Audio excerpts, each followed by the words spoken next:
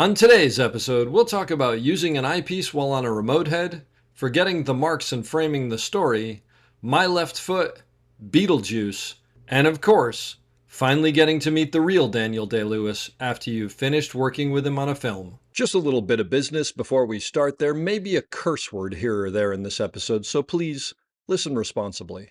As always, our website, theop.io, is up and chock full of tips, tricks, and gooey operator goodness.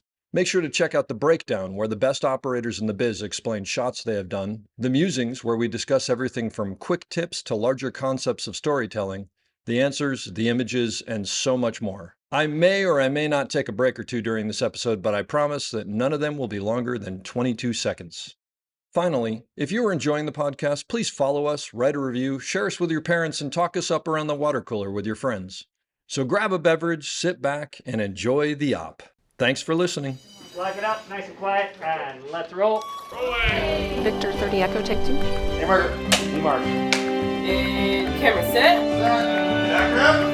And action. Hello and welcome back to the Op Podcast, the podcast where we talk about operating and the art of visual storytelling. I am your host, Dave Comides, and I'm coming to you from Erie, London, where the fine folks here have allowed me to do some interviews in their green room, where I think the actors hang out when they're doing tests here, because I couldn't get into the quiet places in Buckingham Palace.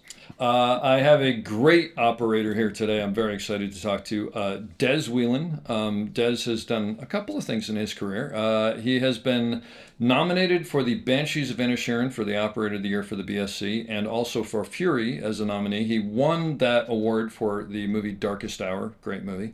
And the GBCT Operator of the Year award, nominee for Dark Shadows, and also Captain America: The First Avenger.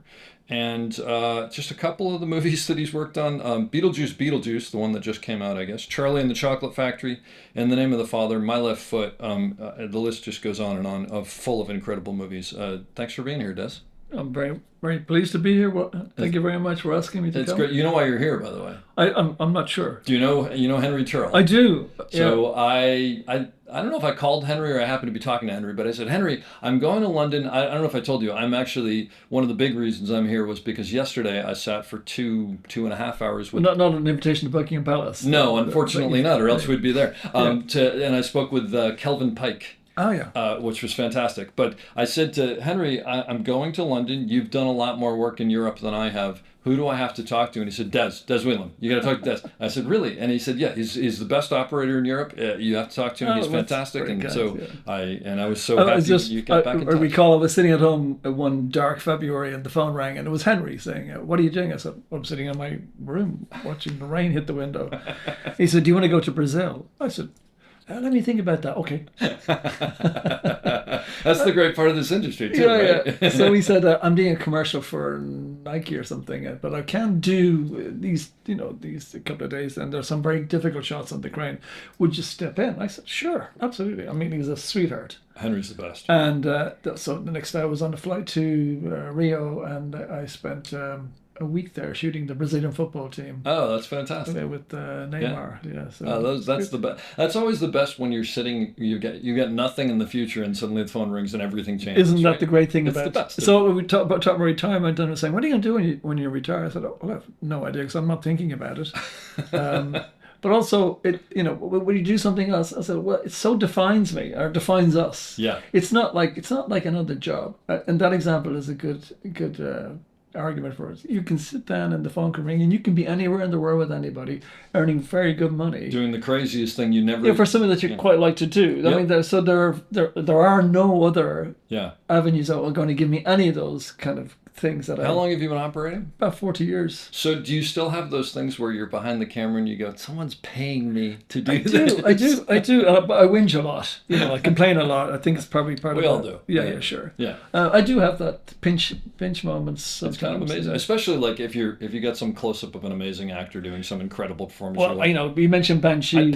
I'd pay. I was going to ask you about. Well, Ben and I'm just doing a picture of Ben Davis. He was the DP on it, and there's a scene on it where Barry McKeown is confessing his love for her, and there's the two shot, and I was shooting Kerry Condon, who's a super actress, but Ben was shooting Barry. Okay. So, but I never saw his performance. I mean, I could hear it obviously. Yeah, sure. We're cross. You're facing the other. Yeah, we were using light. It was one of those things. Just turn up the cameras. Let's Yeah. Go for it. So we get all the reactions in real time, and Yep. which I'm all in favor of. So when the premiere came, I was invited to the premiere, and you're watching the movie, and you're watching all the things that you normally watch, or whether they cut that shot, where's the big white, Yep. I wouldn't have done it like that, and no one listens to me anyway. Why did they use that take? Yeah. No one listens to me anyway. So when I saw Barry's performance, which I didn't see or witness, it was so mesmerizing. I just thought, isn't that just the great thing about being an operator? You're watching this thing in real time. Yeah. You're like your first line audience, and So I always have witness this. Does that convince me? Do I buy this? Is there anything that can make this better? Yeah. Is there any suggestions I can make to somebody to make it better? Yeah. I love that real time. It's up there forever. It's incredible. Yeah, it's an extraordinary job, and I've DP'd a lot of stuff, but I've less interest in that than operating. For me, it's really the story. It's the real storytelling job. Well, you're in the trenches as You're the conduit for information. Everyone has to ask you, your frame, what's there, what are you dressing, what not to dress, what's going to be absolutely applicable here, what's important, what's not important, what you don't see, don't worry about that, or Yeah. You're the only person, despite the fact they have monitors, because they don't always know what the camera move is going to be. So you're kind of in that position of conduit for information and telling people that's okay or not okay. It's fantastic. Well, how'd you get to where you are? How'd you start? Yeah, well, I really wanted to be a sound engineer. I was a musician, not great. I mean, I was good, but not great. The guys I played with were really, really brilliant. What do you play? Guitar. Okay. So I knew I was never going to be Jimmy Page. But I thought I was also kind of into engineering and sound, and I loved the idea of all that. So I applied to all the studios, and at the time there was really very few recording studios in Dublin, but they were all here. You mean to be a sound engineer? Yeah, all the big studios were in Britain. And you grew up in Ireland, you said? Yeah, Okay. went to college there. Yeah. So when I applied to all the studios, I went to school with a guy whose father owned a small film studio. He said, film studios have recording studios, just to let you know. Yeah. So I thought, I don't really want to do film, But I applied to all the studios. And when I worked here for 6 months in the studio, which was great. But I was 17, that's very young. And I got a response from Ardmore Studios in Bray, which is the studio in Dublin. Okay. Would I be interested in coming to work for them? And it meant I could be at home, so I did. And so I went there, but it wasn't busy. And so they put me in the animation studio, which I was kind of thinking, well, animation, what's that?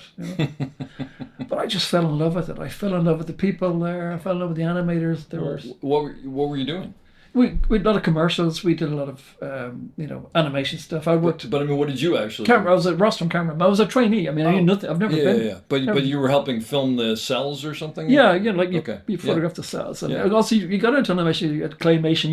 You have to animate those too. Oh, really? Wow. So you have to kind of see that in your head. But that was later on as I got more experience. But that's kind of cool. I became completely fascinated by how intelligent and how they solved problems and how they communicated with each other. They were always laughing and sketching, and it was so relaxed. And like there was Harry Hesse, who worked for Disney. There was Jim Murakami, who did The Snowman and Ninja Turtles. He was from Hawaii, American. A lot of American operators were in Ireland at the time. And I worked for a German animator, Gunter Wolf, who was very clever. So I was around these, very clever, inventive guys who could solve problems. And we had our own lab. So we were egg cutting, we were printing, Oh, that's amazing. and doing in-camera effects like putting the moon in there, animation with live action, back projection, bipack stuff. We were doing all that kind of stuff before CG came in. We were doing all those. That's great. So often we would be asked to go out to a movie set and do hanging miniatures or painted glass stuff, and so I learned a lot. I was there for 4 years, and when I came out, I became a trainee loader. Because to get in the industry, but I already knew so much about camera effects and but I didn't know anybody in the movie business. And trainee loader in Ireland or here? In Ireland. In Ireland, yeah. Okay. And so I just kind of became a second AC and then a first AC, and then it got really busy there because we had the first tax break in Europe for film. So everybody showed up. And so America arrived, Hollywood arrived in Dublin. When was this 90s? 90. Oh gosh, I can't remember. No, well, 80s. Okay. Yeah. Late 80s. Yeah. Our current president was the Minister for Trade, and he introduced the tax break, which brought in Jim Sheridan, Neil Jordan, Sure. people like that. My Left Foot came off the back of the tax break in the name of the father, The Field, which I did. Yeah. So I moved up during a picture as a TV show. I was only 4 years as a first AC, but I was a chatty, lippy first AC coming out of days, and the director said, "This guy's coming in with great ideas." The DP was operating, but he wasn't particularly, concentrating on that. So the director and he didn't get on. So I was called into the office, and I remember thinking on a Friday, "Can you come to the production office?" And I was kind of thinking, they're going to fire me. What did I do? It wasn't me. We all had that. Yeah. So I walked in, they were all sitting there, producer, the director, but they were smiling. I thought, God, these guys are cruel. They're going to They're enjoying firing me. They're going to enjoy firing me. Yeah. So I sat down, and I was only 27, 28 or something, so I was quite young. And quite nervous, and they sat me down and said, the director wants you to operate from Monday onwards. Yeah. And I was like, excuse me, what? And had you ever operated before? No, I mean, yeah. A shot here and there, but not absolutely. anything substantial. I'd worked with some very great operators, as a camera assistant here in Britain. And back then, this is, for anybody listening, this is filmed, so you were sitting next to them. Yeah, British operators, they slightly differed from American operators. They had much more input here than you had in America. Sure, yeah. Because the director would have the operator, that was his guy. Yeah. He blocked out all the shots, so they had a lot of say. I love that system. Yeah, and so, I worked with some of the really great operators here, so it wasn't like I was never seen them work. So sure. I think I knew instinctively I wanted to be an operator. I knew that I'd be kind of good at it. I'm quite spatially aware. Mm-hmm. I thought, this is where I want to be. Yeah. This is my job. So what movie was this that you got? It was a thing called Troubles. It was a TV two part TV show. And how did the DP take that? Well, that was the thing. I mean, so it's okay for them to say you're going to operate, but I've got to go and work with this guy. Yeah. And if, but to be perfect honest, he was very gracious. He was okay. Yeah, and he was great. In fact, I went on to do 2 other movies with him. He used me as so maybe it was a relief if you realized it wasn't. Well, I have to looking back, he was very gracious, and I didn't probably appreciate how gracious he was really, and how because he offered me 2 other pictures. It was Gabriel Bernstein. That's great. So and then I got really busy in Ireland with the tax break, and then I was at a young family, 2 young children. And thinking, well, I get some money, and I was a busy first AC. Mm-hmm. So, how do you, make that decision to move on? And it wasn't like I made the decision myself. I would have been too probably apprehensive of making that move. You would have stayed safe. Probably when you got a mortgage and you got private school and all that stuff. Yeah. It's not your life. But I just got busy, and I guess I must have had something because I just kept asking busy, and then like Shelley Johnson came to Ireland, and I met Shelley. Great guy. Yeah, really lovely guy, and a lot of other Philippe Rousselot. Mm-hmm. So a lot of them who were Europeans who based in America came to work in Europe. Came back. Yeah. So I did an awful lot. And then My Left Foot was a big, even though it's not a very technically difficult movie, it got 5 Oscar nominations. We made it for which movie? My Left Foot. Oh, My Left Foot. Sure. It was technically it's like a TV movie, but it really made a mark on everybody. Yeah. It took people by storm.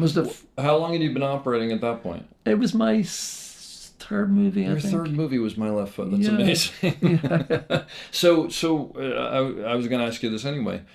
Daniel Day-Lewis is,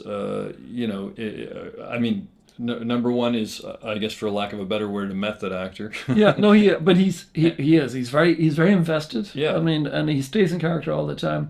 In fact, when I met Jim, my wife was in hospital giving birth to my son, and I met Jim, and I was, Jim Sheridan. Yeah. Yeah. And he's, he didn't really understand film at all. He'd never made a film before. He's from theatre. Was My Left Foot his first film? Yeah. I didn't know that. Yeah. What an amazing filmmaker. Yeah, no, absolutely. Incredible. And, it's not that he's technically aware, he wasn't, and I don't think he'd mind me saying this, but he's incredibly great with story and character. He's a storyteller. No, totally. And also, he's great empathy with actors, and he gets involved in nuances. His notes of the actors are quite extraordinary, and he's great with script. But My Left Foot, I thought, because the Christy Brown, who the story's about, is well known in Ireland. Like he's a. Oh, is that right? Okay. Yeah. So everyone, and he doesn't speak very well. He's in a wheelchair, and I was thinking, how are you going to make this picture anyway interesting? Is it going to be a talking head? Yeah. And even the talking head is quite difficult to understand. Would there be subtitles or something? Yeah, yeah. So I was kind of, as he was talking, I was thinking, he's never made a picture before.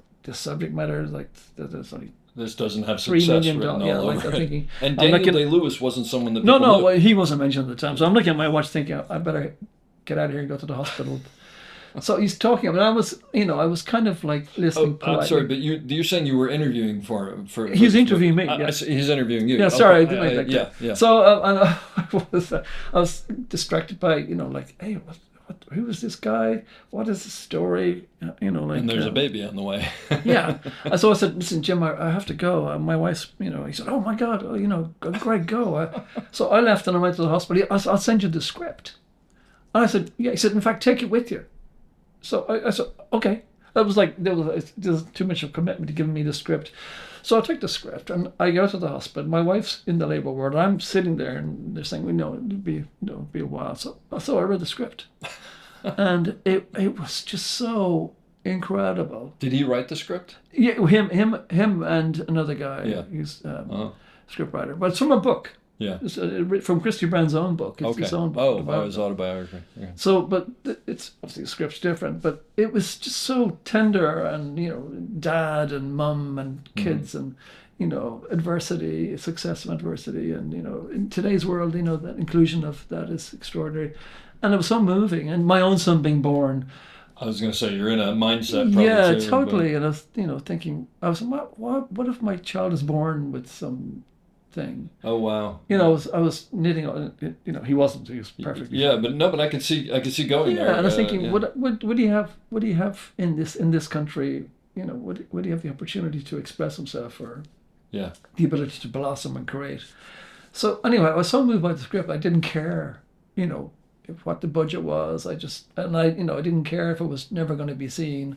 I just wanted to be part of Just that want to tell story. that story. That's beautiful. And then it gets 5 Oscar nominations. And, That's so beautiful. Yeah, That's amazing. But so as a new camera operator who doesn't have 40 years of experience at that point, Yeah.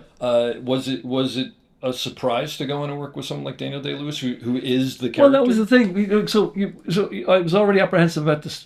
Who's playing? Because Christy Brown was 5'3", and he was severely handicapped physically, and he was in a wheelchair, and I said, well, who's going to play his red hair? And he was like, all those things.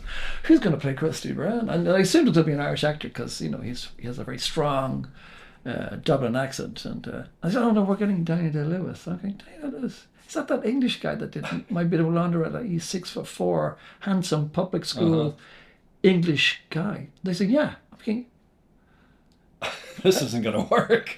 really? And so we did some read-throughs, and Daniel is 6'4". He's a very lovely guy, and 6'4", very handsome, very articulate, educated, and then he just read the script. I thought, great, okay. And then we came to shoot, and I can honestly say, I never met Daniel Day-Lewis.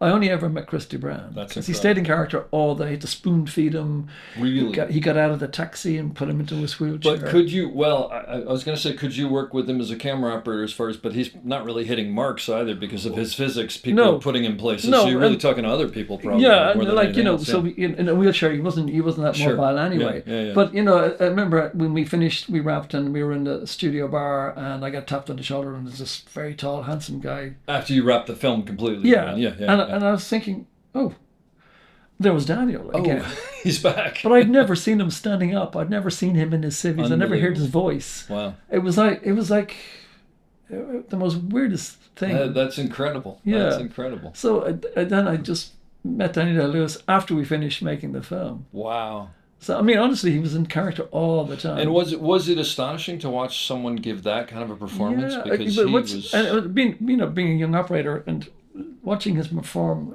watching him do his thing, all the gamut of emotions he went through, looking through the camera. And it was before I think we had camera, video assist, but that was it. Yeah. You're in this position of watching this thing. A lot of it was very moving. I can't imagine. I mean, it's what a treat. Yeah. And so I always think that trying to keep away from it sometimes can be difficult, but sometimes you just put it into a performance and you forget to pan. It's funny because those are the best performances, and you've just blown it because you're Yeah, totally. Because you suddenly you become an observer, like, and you're watching this thing, and you're thinking, God, this is really hitting some notes. Yeah. So yeah, he's very like that, and it's really impressive to That's be around incredible. him, I mean, the other part of it that I keep thinking of is if I show up now and I'm working with Gary Oldman, I'm expecting an unbelievable performance. But if you work with Daniel Day-Lewis, then it was just my beautiful. I had a similar thing with Gary Oldman on Darkest Hour. He arrived as Churchill. Of course. Yeah, that's right. Like, he spent 3 hours of makeup, and I couldn't see Gary Oldman. Well, Gary Oldman is one of those people. Daniel Day-Lewis, not quite so much. I don't think I have any idea who Gary Oldman actually is. Well, because I don't think I ever saw him. We used to call him, Mr. Churchill. And, and he was always in character. Yeah, always in character. And what a phenomenal performance again. No, fantastic. Incredible. It was an amazing movie. Yeah, and so I don't even recall ever seeing him. Yeah. Out of character, maybe. So because we're sort of on that subject, I'll ask you this about Gary Oldman, but are you able to talk to him, to someone who's in character like that, still technically about camera stuff? He's open. Well, to that. I mean, Daniel Lewis, gets involved, so he kind of, I didn't give him too many instructions because. Sure. Yeah. We got an emotional scene. There's one scene in The Name of the Father, which we might get to talk about. I love that movie. Yeah, so Gary's technically brilliant. Like, he's been around, and he works with you because it's, as I say to actors, I'm not here to make you look. I'm not suggesting something that's going to make you look less interesting, or it's all for your benefit. If I have a suggestion, you can dismiss it. I don't care, but I'm never going to give you something that's going to make you look bad, or we can talk about that, but I'm on your side. Yeah, that's the key, right? Yeah, and so you have to get a relationship. And it's interesting, we were talking about this the other day, about in the first week of something, because we use remote heads a lot, which I love, you can often not have that relationship with them because you're remote. They don't see because you. You're so far away. Yeah, and so there's a camera there, and maybe just one grip, and they're out there on their own. Even the director's somewhere else in the DP. I always try to make a point of, in the first week, not using a remote head. So I get to have a relationship with them, so they know. It's funny you say that, because and it all depends on time, which everything is time now, which sort of drives me nuts. But there are those shots where you'll be on a remote head, and then let's just leave it on that. And if I can, I will usually try to get on a head, mainly first of all, I just like to be with the camera. That's my personal thing. Yeah. But the other thing is, I sort of feel badly for actors that they're out there and there's just this 6 feet of machine and some guy behind it, and you're not there. Yeah, and another thing, I mentioned this because I do a lot of work with Tim Burton. I've done 7 pictures with over 20 years. 7? Oh, I didn't realize that many. He stands beside you with his monitor. Oh, how wonderful. And I remember saying to a director, we were talking about it, and I was saying they were in a tent somewhere, and the actors looking around, and he said, "Where's the director?" And so I said, "I don't know." It's like Tom, whoever the director is. Simon, the actors, wants you to has something to ask you. Yeah. So they come out, and suddenly they stay here. And you see an entirely different performance when the director is standing beside camera, because the actor is trying to perform for the person who hired him. Yeah. And it's not like that's his audience. And the camera, while it's like millions of people, they didn't hire him to do something. The director did. So he's trying to, I'm not saying big actors, but even, well-known names, they want to seek that. Is this what you want? Well, it's about connection also. Yeah, right? I mean, don't we have a relationship? Why are you 40 feet away in a tent somewhere? Well, and the thing that makes me think of is you do some big shot or even small shot, doesn't make a difference, with the actor doing some incredible performance, and then you hear cut, and then there's nothing, and both of you are sort of sitting there looking at each other. So you see the football. Should we move on, or should we not move on, or do they want something different? But do you sometimes feel that part of your role is being that audience? It's not that I like to be. It's like I do get that actors need some sort of feedback, and they're even like it's not a well, I like to say, is that okay? Yeah. Did it hit my mark or something? Saying, no, that was great. Yeah. So why? And there's no feedback. So they're kind of, And you're thinking, it's, they're just looking at something technical. Yeah, So, yeah. and you can see they're anxious about something and thinking, well, you should come out here and talk to the actor because Yep. this is your actor. He's anxious. You need to deal with that. And Yeah. I think young directors are much more guilty of that than say the old timers. I think you're probably right. Yeah. Because they understand those things. And, I have to say, I notice, as probably most operators do, that relationship between young directors who don't understand that they are the captain of this ship, and everybody on board it is waiting, wants to do what they want to do. They want guidance. They want to do their job really well. They want to be recognized for doing a job well. Also, if they make a mistake, they need to whatever. But if you're not getting that feedback, you don't know what makes them happy, or if anything at all. Yeah, yeah. And that goes true for actors as well. And so you're thinking, oh no, that was great. That's good. I thought, maybe when you're turn slower. You don't want to give them too many kind of directions, because in the absence of giving them, so I said, that was great. Maybe just turn a little slower. Maybe turn your head before you turn your body or something. Or maybe I want to see both your eyes or something. Now, have you been in that situation where you say turn slower, or maybe you could just face the window here or something like that. Yeah. And they do it on the next take, cut, and the director comes in and goes, why are you facing the window? And they go, well, he told me to. I've had that too, but I'm quite prepared to take the slap for that, because if an actor asks you I have a relationship with this, whether I like it or not, go silent, whether the director likes it or not, Sure. where I'm still talking to him or her, and they're saying, was that okay for camera? It's very specific when they say for camera. I like that. So, and I say, yeah, it's great. If you turn maybe slower or something, or come more to the left, or whatever something. it is. Yeah. And if I do get a slap, then that's fine, because But if it's a reasonable things, okay, that's fine. Oh, maybe let's not do that, or that's a great idea, Des, or whatever. Yeah. And then that's the way it should go. So you find out pretty quickly how much you're invited to get involved. And I think that's the first couple of days, right? You're sort of listening and you're pushing and you're pulling. Yeah, but I tend to do that the first week. I tend to kind of just find out where, Is there something specific that you do? Do you know? Do you recognize that you, as far as like maybe occasionally throwing something out there to see? Oh no, even like we did some tests yesterday, and I'll say something, and it's just instinctive. It's not like that. Here's an idea we have to do. It's like, here you go. So, fine. You don't like it, that's okay. But I guess actually maybe let me ask you differently. I think it's instinctive to do it. It makes sense. But are you then listening to what the response is to sort of determine, okay, that's going to be welcome here, or that's not going to be welcome here? Cause, well, I think probably when I was first AC, you'd be watching something and thinking, what if we did this and they did that? This would be so much better. Tell the story, and you're watching on take 3, thinking, no, they really should be, and you're kind of biting at the bit to suggest it, and you want to say it, and then you're in the car on the way and thinking, I should have really said something, or it's always the car ride home, it's all good then, because it's it's academic, and it's it has no purpose. Yeah. So I will take the chance, Yeah. and I've been told to be quiet, and not. Well, you've also been but I've doing also this been a told the while, opposite. Like, that's great, and that's how probably I got my job as an operator, because suggesting something, you think, oh, that's really good. This guy really has a thing for this, or that's a great suggestion, a simple thing, and often on the first week of the new director, it'll be something that's really obvious I'll come up with, rather than kind of one is as good as the other and it's just an opinion about something. If something I know is going to make a very noticeable instant difference to something, that's easy to do, rather than, I won't complicate the shot. If I can do something that's really simple, those kind of things I'll look for, and I go, oh, that's a good idea. Or that's good, I like that.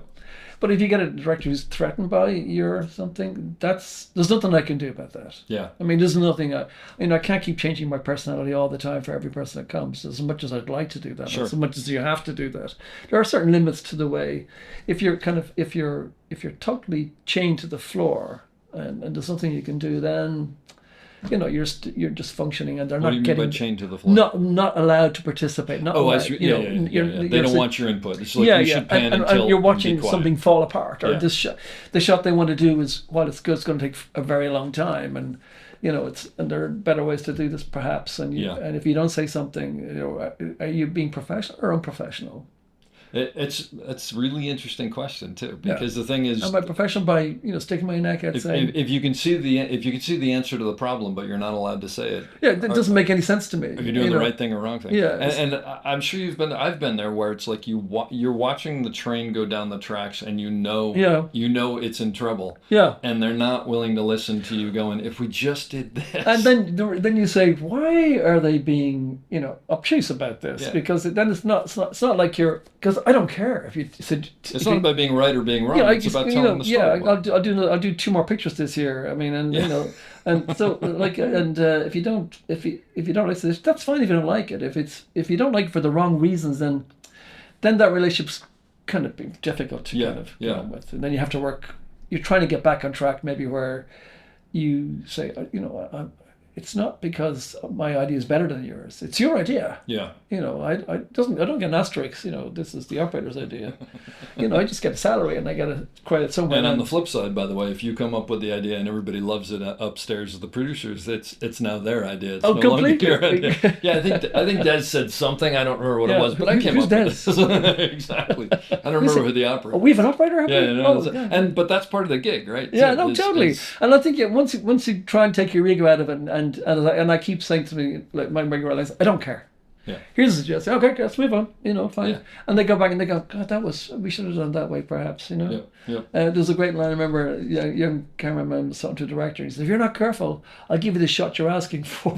That's great. I work a lot with, not as much anymore because it just doesn't happen, but there's a director in LA named Tommy Shalami who created The West Wing and a bunch of other things. Okay. I've worked with him for years, and he's great because he will absolutely know what he wants, and he'll go, okay, we're going to come over here, we're going to do this, and then we're going to come around and find him here and whatever, and then he'll look at me or sometimes someone else or whatever, and he'll go, but you have a better idea. And, well, no, I don't know. Well, no, what are you thinking? And then I'll tell him, and the funny thing is, I'll say, well, I really think we should do this, and then sometimes he'll say yes, and sometimes because he doesn't care. His thing is, if the craft service guy has a better idea, that's what I want to do. Yeah. But then sometimes he'll go, no, we're sticking with my idea, and I know him well enough that I'll say, listen, if you don't want to go with the better idea, that's fine. I'll execute that idea perfectly well and elegantly. But it's like it is the essence of creativity. Even if like I'm on the dolly and the loader spring comes, he says, maybe he should come in from the other side of the camera. That's a really great idea. Why didn't we think of that? Yeah, I said,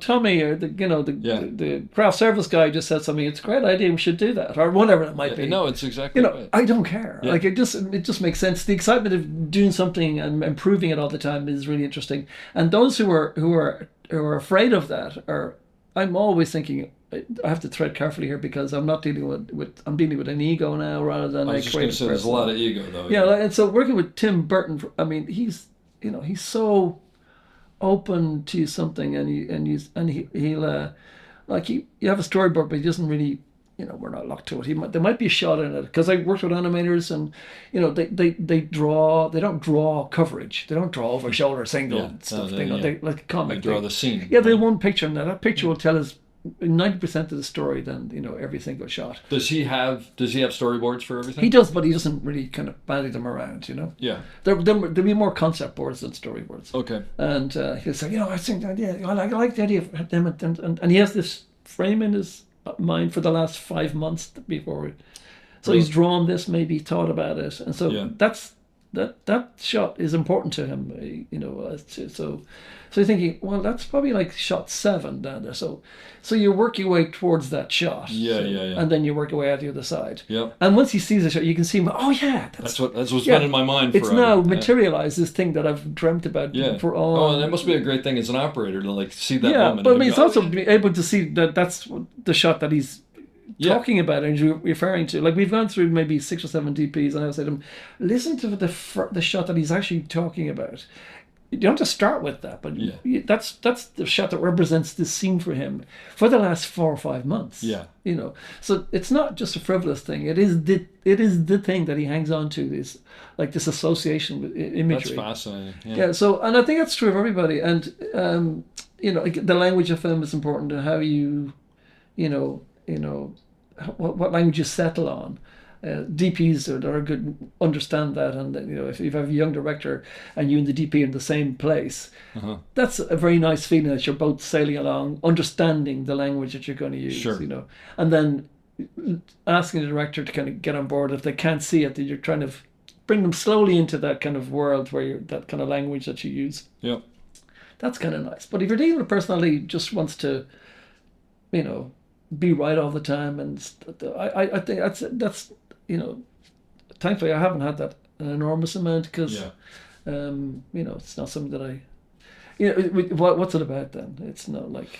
Yeah. It's not about the best way to tell you that won that story. argument, It's but about, on the screen, it's you've lost. if it doesn't work, it doesn't work. Yeah. I don't understand the logic of that. And was Tim Burton like that from when you started, or did I that did grow Charlie over Chocolate time? Factory with Philippe Rousselot, who I love, and that's quite technical because Oompa Loompas and stuff, and we had all these perspective things to do, and we didn't move the camera a lot, which was interesting. Tim would have static frames, and I was always trying to, introduce something, but and I was slightly in awe of him because of who he was. He's so bright. Yeah. He's mouthing all the words of the script, and he gets into it, and then when he finishes it, he dismisses it and goes on to the next one. He doesn't even he's like really. Yeah, he's a really creative mind. He's always, and he's doing an animation film at the same time as he's doing live action. He's the most attended living artist ever. Wow. His exhibitions are attended by more people than any other artist. Oh, I had no idea. Oh my God, it's incredible. But you mean his drawings, drawings, or paintings, or his thing in Paris was he's always stirring lots of pots or spinning lots of plates. He's basically an artist who happens to make films. That's exactly what it is. So, and he understands the creative process. So, understanding that, he allows people to, he leaves room for serendipity, or leaves room. It's a collaborative effort. Yeah, kind of. You might say, "Oh, what did you say, Des? Yeah. Oh, I like that idea. Yeah. Oh, that's great. Oh, yeah. Or you might say, I said, what do you think? I said, well, maybe why don't we do a wide shot and let them just run at it and get everyone used to the thing. Oh yeah, and then maybe we'll just do some sort of stay with her coming in the room. Yeah. And he walks. This is what we're going to do. And he'll say almost word for word. What you just said. Yeah, but that, I don't care. No, that's exactly. I mean, I just love the process and the relationships that you can build, and come to work every day excited is a thrill for me. But like what you alluded to before, but that's someone who's confident that they know what they're doing, and that they don't have all the answers, and that like you said, it's a great word. Serendipity is a huge part of this, right? But also I think the director, we've lost that kind of auteur director who. Well, Burton would definitely be. Yeah, like John Borman, Robert Zemeckis, these guys. I mean, they're authors. They know how to tell the story. Yeah. They know the tools that they use to tell that story. They know how to manipulate them, what they can and get away with. They know the value of something over something else. I think we're losing that thing. Yeah. And actors, they know how to talk to actors. They know how to talk to us as operators. They know lighting. They know production design, they know about editing. Yep. They're the go-to person if there's some kind of fork in the road, they know exactly where to bring people back on the track of the story. Yeah. I think they're out there, but they're less and less. Do you know the show? I don't know what's over here and what's not. There's a show called The Bear from the United States. It's a half an hour. Is that show. the cooking one? Yeah, exactly. Oh, my son's a Michelin star chef, so I was forced to watch it. So you're forced to watch it. And in fact, he looks very like myself. Oh, there you go. Okay. A friend of mine is the operator on that, so I'm very well aware of the show. But Chris Storer, who created the show and directed a lot of them. I don't know how much he directs anymore, but there's certain things where there was one sequence where the lead character is in Al-Anon for the first time, talking about his brother who's an alcoholic, and he has this incredible soliloquy. And it's one shot. Wow. There's one other shot that starts it, and then it goes into a close-up of him. And I called my buddy Gary up, and I go, "Let me guess, that was the only thing you did?" And he goes, "Yep." He said, we did it. He said we might have done it 3 times, and Chris said, "We got it." And Gary was like, "We need anything else?" I go, "No." But isn't that there? Yeah, like I remember we were So doing Big Eyes, and we had this scene with. I can't remember. We were shooting in Canada, and it was a scene between husband and wife about something, and I won't go into details. But it was a beautiful shot. Yeah. Bruno's he's such a beautiful lighter, and it was so beautiful. And they moved through the shot, and I just thought, if we do curvage of this, we lose there's elegance about it all, Yeah. and kind of, and it just says everything. And Tim was pacing him down, and I said, Tim, would you ever consider just doing That's it. And he goes, play it back. And I can see that it's not just like he's trying to get out of something and he's trying to, he's just so confident that he goes, yeah, no, Yeah. It's I all get there. it. So you obviously basically work as an A camera operator. Yeah, pretty much. So let's say I'm coming in as a B camera operator and I'm a younger camera operator. What are you looking for in a B camera operator? Well, I remember when I was camera assistant, other operators come in and there'd be an awful rivalry. The A camera wouldn't even tell them what the story was, and they'd be floundering around trying to, and in the kind of mix of conversations and stuff, the director assumes that the other camera operator knows the story, because they assume everyone knows, because they've read the script 500 times, so they assume by some miracle osmosis that everyone else understands all this stuff, which they don't. And in fact, a lot of crew members don't even get the script anymore, which I find absolutely mind-boggling. Yep, I'm with you.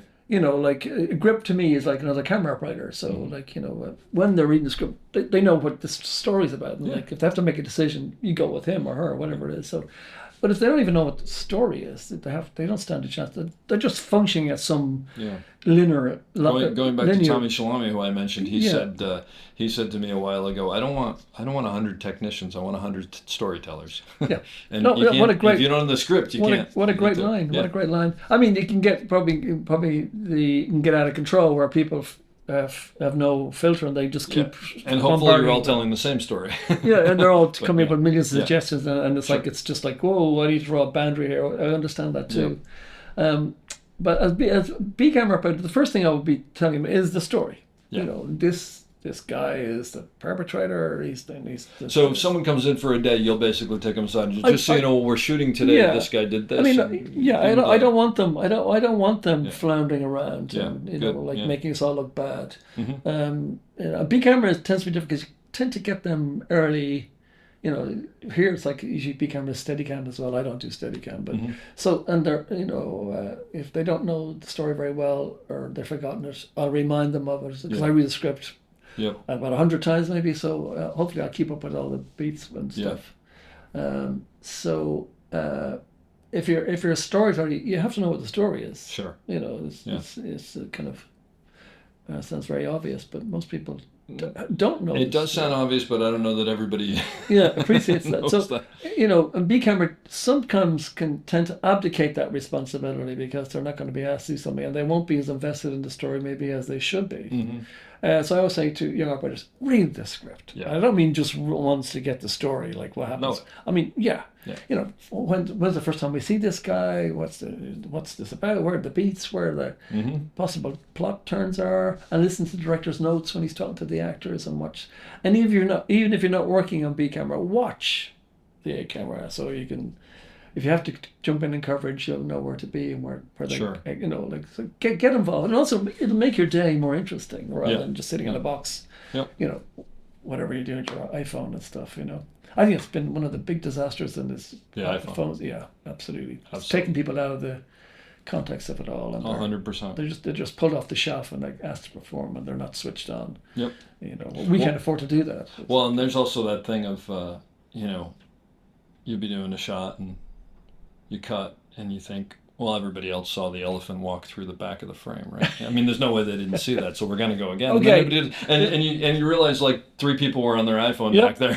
No, absolutely. And you go, there was an elephant in the back. There was? No, we got to go again. Yeah, and there is since we went to digital, as I'm sure you can testify to, at the end of every take we'll be like, how's that for camera? And if you had an issue, you'd say, well, we had our boom shadow or something had a bump in the track. Okay, let's go again. In the past, you're saying? Yeah. Yeah. So there was always that kind of reference. And how's that for sound? Yeah, we had a plane check with over all that. the departments. Whatever it might be, Yeah. Or the agent might say, we had a guy with a watch on there or something. Okay, let's go again. And there's very little argument about it. It's not these long discussions, which, I was thinking, just do another take rather than, We could have done 3 takes. Yeah, during but this. having this post-mortem, it doesn't make any sense. Because Was it a big bump? Was it a small bump? yeah, It was a bump. And Let's that's just go the other again. thing, and that's the other thing I find, people watch these small monitors, and if you come from our kind of thing, that bump, that's on a big screen you're going to see that, As You opposed kinda to know on the from teeny little one experience, they're yeah, looking 'cause you at. can't see those Yeah, small no, you're right. or something, Yeah. or it's too much shake or something, and you say, you think you should go, oh no, I didn't see it. Play that back. Yeah. And you think, well, no, you won't see it there. You won't get. It's like being a musician. It's like, you play a note on the guitar, perfect. You play a bum note, it's still. You plug into an amplifier. It amplifies everything, all the good bits, but also all the bad bits. So everything is amplified. And something that's very elegant will look more elegant, but a bump or something that's wrong or dodgy, that looks, exaggerated. So you're kind of watching that. I think people who didn't watch dailies on a big screen or, didn't have, tend to let that go by. Yeah. Uh-huh. Do you miss watching dailies? I do massively, yeah. I do. It's a lot. It was the cohesion of it. I miss that, Yeah, well, there was something about the camaraderie of it. That's what I mean. Like you'd go into the theater and the director would be there or not, with your DPs there, with the other operators and all the focus pullers, and you sit down and have coffee or drink or whatever and watch it in the theater on the medium that you're hoping that it's going to be viewed by everybody else. The way it's finally going to be, right? Yeah. So I remember when we did Die Hard with John Moore, who's an Irish director who did Behind Enemy Lines, and a great director. But he wanted to do handheld and kind of shaky thing, and we were okay. He said, "I want to do it all handheld, right? Okay." He said, "But I don't want it too shaky." Shaky, but not so like from 1 to 10, let's say we can dial it in already. Yeah. I want it to be like a 4. Okay, so you need to get an example of what that might look like. And we said, well, let's do that, but let's watch dailies for the first week on the big screen. Yeah. And so you watch your little monitor, and I'll do the thing, the cameras and the bungee or whatever it was. Mm-hmm. And he said, okay. And so the first few days we were shooting in Hungary, we got a theater, we put it up. John said, you're right, it's just too much. It's too much. Yeah, it's too much, and it's arbitrary and it's gratuitous, and I don't know what it's like. He's ordering a pizza, and we're trying to, why is this happening? Yeah, like why it's not exciting. So it doesn't have to be. Aren't there quiet moments that you don't always go to 11 all the time. So it was an interesting thing that so we sort of dialed it all down. Yeah, and it didn't look as on the small screen, didn't look as it would do. It didn't have the impact it did on the big screen. But on the big screen, it has that impact. Yeah. But so you're missing all of that things too. And also little details of someone's performance or on the big screen is like a gesture or something. Or they might do something that's like just pulls you out of it straight away for a second. You know? And you might see it as an operator think, oh, that was a bit modern. If you're doing a period piece, they do something that's quite a modern gesture. Yeah. You think, whoa. That didn't work. Yeah, and it's not. It's just an automatic reflex or something. And everyone goes, "Oh, God, we're moving on." You go, that looks a bit, like sitting like this or something, or Oh yeah. It's funny that you mentioned that, because one of the words that I use, I don't know if this is an American thing or something, but I don't even know where I got it from. Because I've talked to younger operators, like, how do you know when something's not working? And I always say, if something bumps. Yeah. That's my word. It's just if something takes me out of it. Yeah. And it's because I do Steadicam, and like people come up and go, hey, did that cross in the doorway? Was that a problem or whatever? And if I can't remember it, then it means it was fine. Yeah. But if it bumps, I don't even care. We just get rid of that. I don't even know why it was, but that's a problem. Yeah, or even something in the background. Someone might do something in the background that pops you out of it just for or a like some background artist doing some huge gesture at a table or something like that makes your eye go there. Well, that's not what you want. It's funny because actually with Shelley, I remember I love shooting off the Technicolor. I think it's the most incredible. Off the Technocrane? Yeah. Whatever amazing piece. Telescopic crane we're using, but not using the particular brand. But I love its versatility. You can make it up. You go along with. You got two other operators so there's three operators moving this camera. And they all say, you're not moving the crane, you're moving the camera. Yep. Watch the camera relationship, everything. Don't worry about the marks. Just get that relationship. Get the map box and find something, and you'll be in the right ballpark. It's knowing that. What you can get away with, what you can't get away with, and seeing something in the background that you can see. So on the screen, if you're operating on a remote head, you're watching on a whatever size monitor, you've got an awful lot of visual information around that, distractions, people turning on a light, moving, talking, whatever they might do, and that's fine. But so when we came digital, I wondered, why can't I have an eyepiece at my desk? Could I have an eyepiece at my desk?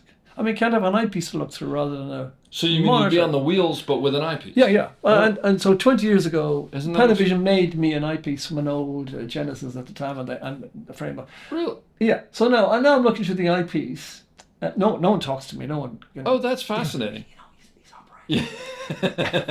No one's over your shoulder pointing at the monitor. Some people put their finger on the monitor. I'm out of it like in a second. I got a pan right there, know exactly and he's what you're pointing at talking about. something.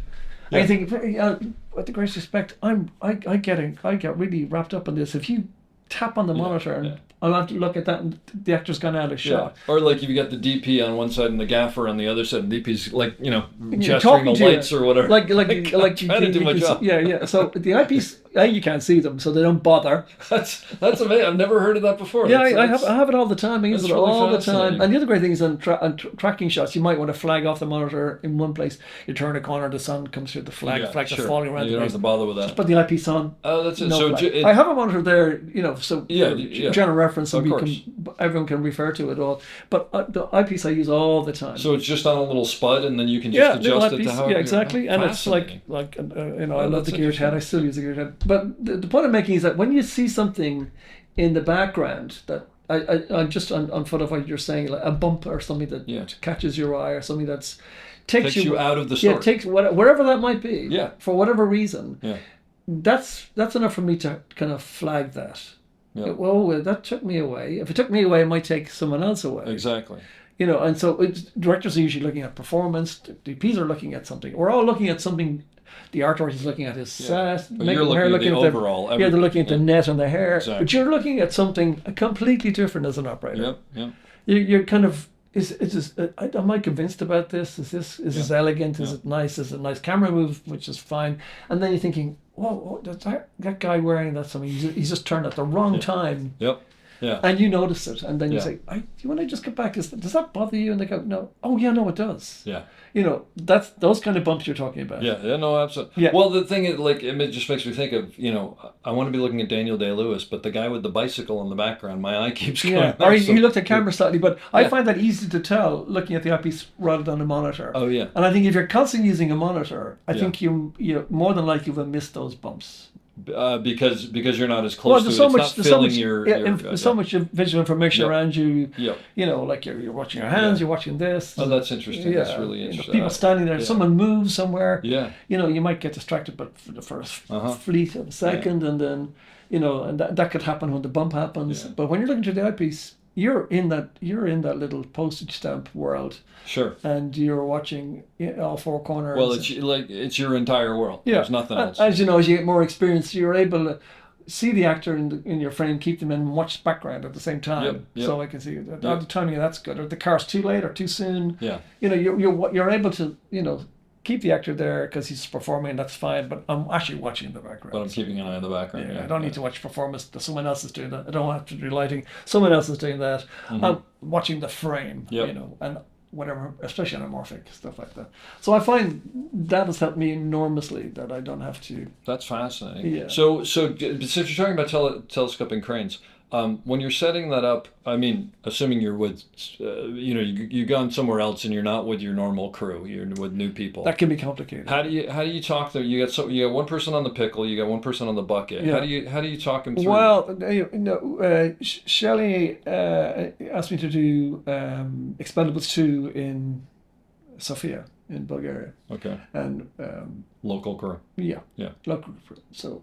And I don't think they'd ever seen a Technicrane, and Shelley loves the Technicrane, and in fact, I learned so much from Shelley. He's quite brilliant with it. He's a great cinematographer. He's a great cinematographer. Yeah. He's technically brilliant, and he's creative as well. But he's also quite spatial awareness about things, which and I really like working with them. And he said, "Do you want to go down and just check these guys out with the Technicrane?" Yeah.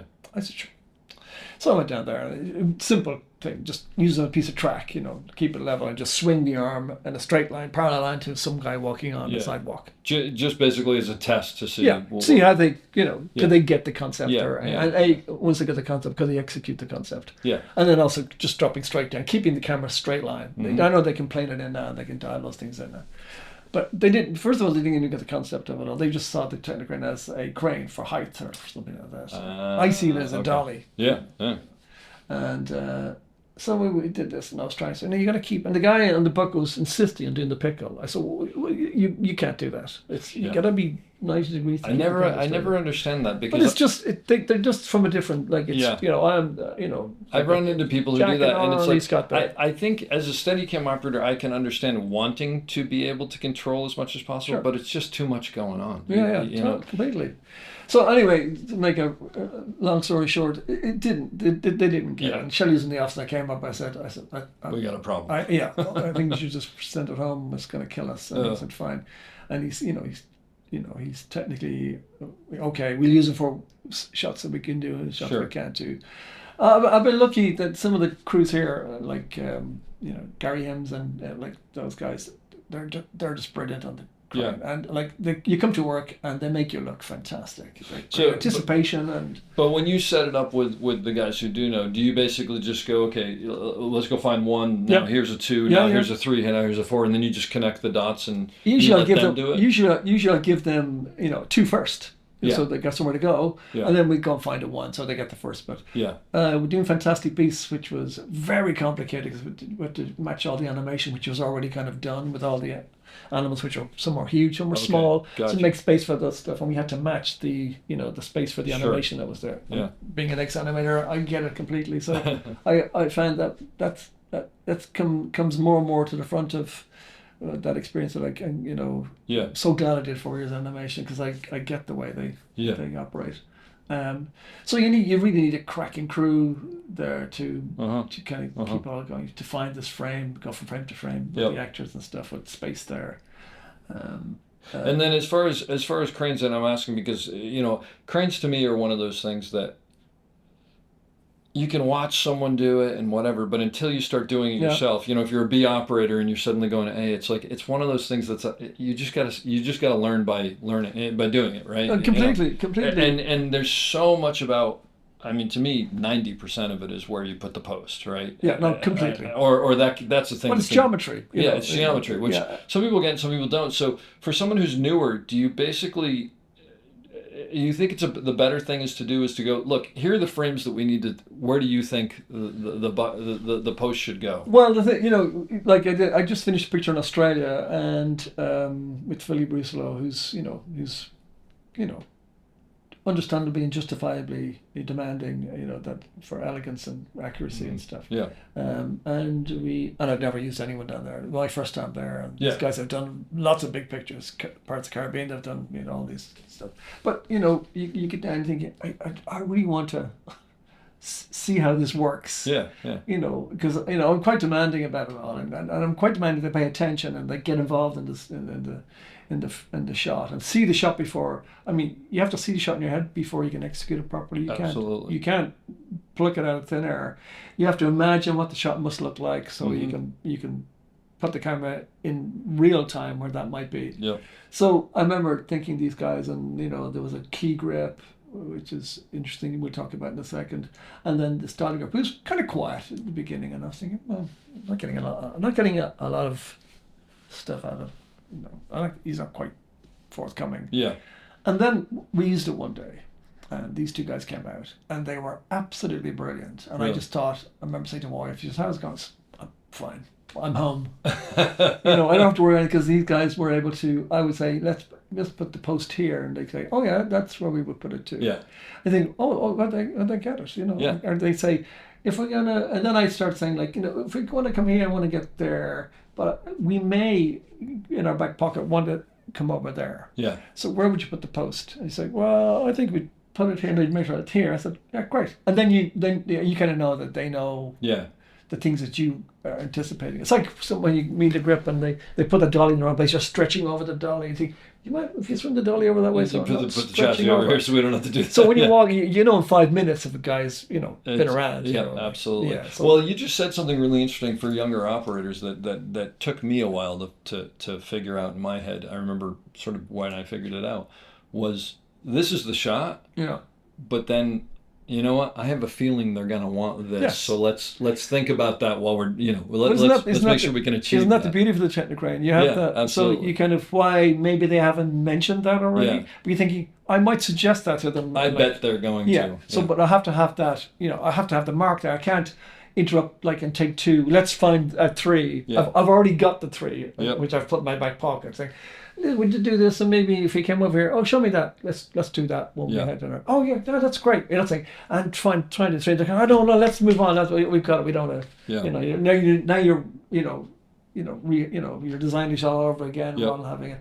So those things you learn from experience. Sure. No, well, that's what I was saying. Is like, and then you only do that once, and then you go, oh, from now on I got to pre-think that. Yeah. But that's so much of what I think good operators do. Is they're thinking. Clearly, it's A to B. You have to figure that out. But you're thinking about all the other things, and you know what? I bet that actor's gonna overshoot that mark every time. Or so we might come back and find a storytelling thing. Exactly. Which, might be of use. I remember we did this thing where this couple walked in and she's really buzzing around. He's kind of just walking around the house and he's looking around, and she's talking. And they're saying, we take her in there. I think, and the static camera thing is, what are we? Just stay with him. Let her walk out of picture. And stay with him. We can hear what she's saying. It's just nervous chat. His reactions seems to be much more, he's not listening to her. The story's over here. Yeah. So let her go out and use the sound, this fading away and the stereo and the thing. And then she'd blow past picture again and she'd get loud and she'd disappear. But he's wandering around the house. And every time she comes to he kind of looks at her. When she's out of picture, he's kind of looking around. And he goes, yeah. Absolutely. And I was like, panning around and stuff like that. You don't need to see every moment. Yeah, I can hear it. Yeah. Like, with the information she's giving us is audio. The real information is the visual thing. Mm-hmm. And all, that kind of thing, that, like, it is a picture you're making. Yeah. Those are the great moments of storytelling. It's, what I think of do you remember the movie Sneakers? Yeah. So John Lindley, a friend of mine, shot that. And Doc Carmen was the operator. There's a scene in there, I don't know how you remember the movie, but they bring Robert Redford in, and these two cops are sort of doing good cop, bad cop. And it's all one dolly shot. And it's a very simple, just left to right, push in, pull out. Mm-hmm. And because of how they blocked it, and John I asked him about it once, he said they took half a day to block it, and it's one shot. Yeah. And they come in frame, they come out of frame, and it has overs and it has singles and it has push-ins, but the camera doesn't move like crazy. It's mostly the actors moving. Yes. Yeah. And one of my favorite parts is at the very beginning. What's his name? Robert Redford walks in and he walks right to left.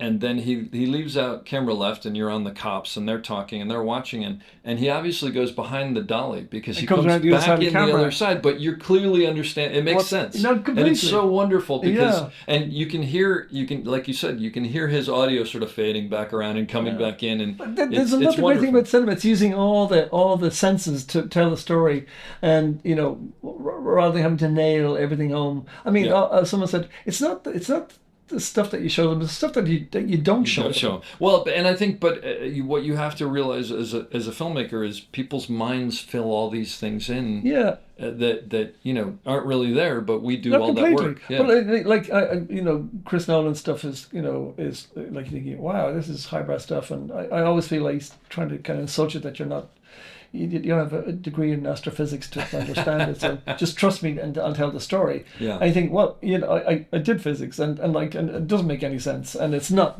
the case. And and even if it was, you don't know either. Nobody knows, and you can make stuff up, which is fine. Yeah. And so the audience, the audience, they don't understand. So you're not telling the story because they couldn't grasp it anyway. But they still come out with a narrative that they've invented all by themselves. Sure. So taking all that away and banging the story home that they can't come out with a narrative that this is the only way you can interpret this. Yep. Or it's like a horror movie. What scares you is in your head rather than individual. Not seeing the shark for most. Yeah, of no, Jaws, totally. right? Or I don't know what's in everyone's head, so I can't do the thing that's going to scare everybody, because some might find that not scary at all, some might be terrified, but I don't know what scares them, but I can put them in a space where I can make them scared, and the thing that makes it will just come to the front, and then that's real skill. Yeah, absolutely. And that's complete manipulation, which at the completely. end of the story, and so you're not showing them is. something and letting them make it up all by themselves. Is like, inviting them to go to a place where they didn't want to go. By setting the circumstances or something. For me, that's like great directing, and I've such admiration for directors. I think they're such clever people in every respect, telling the story, using the tools, or not using the tool, and not taking the obvious thing, but doing something very subtle that you only realize later on that you come out of cinema talking about it rather than having an experience, forgetting about it, and like it's like fast food, and then thinking about it. I never had that taste before, or that reminded me of something, and so it lingers for a while. Yeah. Because your mind is filling in all the gaps that the director didn't tell you, but he's provoked you into thinking about it. And Yeah. like in the Banshees is like that. People are confused, upset, bewildered. The relationship. But man, people talk about it all the time. It's a great movie. Do you appreciate doing? I don't know if more is the right word, but do you like doing those kind of movies versus a big effects movie? I hadn't worked in Ireland for 20 years, and I've those big effects movies, while they're challenging technically on the Technocrane and getting you're managing things rather than and that's fine. That's your job, and it's multifaceted. It's not just some camera operating. It's 20% of what we do. Operating. Let's assume you come up with a camera. That might even be too much, but that's not the job really. Yeah. So when Ben offered me Banshees of Inisherin, Martin McDonagh is quite famous at home as a playwright, and he's very revered because he's done a lot of plays which are steeped in Irish culture, and they're funny and dark. Yeah. And he's multiple award theatre director who did 3 billboards in Bruce. So Ben said, we're doing this picture in Ireland. He said, in the west of Ireland, a small island called the Aran Islands in autumn. And it's Mark McDonagh, it's Colin Farrell and Brendan Gleeson, who I know. And I said, wow, what's the cost? Like he's the Banshees of Inisherin, I got the script. No visual effects, not very little. Sure. It's actors, a script, and a camera. Yeah, it's drama. Yeah, straight. It's like a play. I mean, he's a playwright. He writes like that and stuff. Yeah. Except it's not all one big wide shot. You got the chance to do close. Yeah. And I just jumped at it, And I was taxed to the hilt because I don't pay tax there. I had to pay emergency tax. So 6% of my salary was going in tax. Wait, why? Because I don't have any tax references there because I'm non-resident. So. If I do work there and because I've got no tax liability to take off my tax, I get to pay with emergency tax. Oh, I had no idea. Yeah, so I didn't do. Well, you were taking the movie because of the totally, opportunity. But as I said, it just filled my film soul because it was back to my left foot where actors were camera just storytelling, right? Yeah, and emotions, and it was confusing emotions and provocative emotions. People had to think about it or not think about it, got upset or didn't get upset or bewildered. They weren't bewildered. So everyone was filling in the gaps, the things that weren't said. Yeah. The director leaves it open for you to fill it in. Yeah. And so that provoked an awful lot of response. That's wonderful. And in America, people had a different filling in bit than, say, Irish people had a different filling in bit. I'm sure, of course. To British people had a different filling. And I thought, really clever. That's great. That's what filmmaking's all about. Yeah. I came out of it quite proud, even though it's not technically very, difficult. But the thing that said, it shouldn't. It should. I mean, if it had been some technical, Technocrane, this and then the other, it would have been about that, and it wasn't. About but that, right? it's like 1917. Like, why did you do this in one shot? Who cares? Yeah. like really, a couple of hundred operators and a couple of cameramen. Yeah. What? So what? Yeah. Does it work as a story? I mean, does it engage you more than otherwise, or are you so wrapped up in the technical thing that you've divorced yourself from? Did you think that worked? No. Really? I know. It's funny because people are different ways. I went in watching the movie, and I assumed that I wouldn't be able to enjoy the movie, and I was. Oh no, some of it's fantastic. I fully got into it. Yeah, some of it is incredible. I mean, some of the shots are incredible. Peak Cav is very good. Yeah, I actually was just talking to him. Yeah. No, but I don't mean even the shots. I mean, the story worked for me. Well, there's one thing because I was exhausted by the end of it. No, me too. Like this kind of trying to get to destination, like treading in mud all the time and all these obstacles. It was like Ulysses, like Homer's thing, but when he's got his friend and he's dying and the camera's there and you're thinking, I really want him to hold his hand and be with them, and this static wide shot thing. I want to see the life just sliding away, and I want to see this other guy because that's going to happen within minutes maybe of or whatever. Yeah. That one moment, and I didn't care about. We're going to break the rule of one shot. I don't care. Yeah. I really want to be with that guy when he's in, because they were so close, and it was like sure. Yeah. And then I just thought, really, they're just wrapped up in this thing now. Yeah, it's funny because I didn't expect to enjoy it, and I did. But oh, it's a great movie. Yeah. I just thought I'm not sure you should link yourself to something technical in the absence of. No, I fully understand what you're saying. Yeah, absolutely. And that's just me. Other people thought. That's the thing is, it's different for everybody. Yeah, completely. And if I was upright, I would have suggested I would have been told to shut up and carry on, and I would have done exactly that. But I would have suggested it anyway.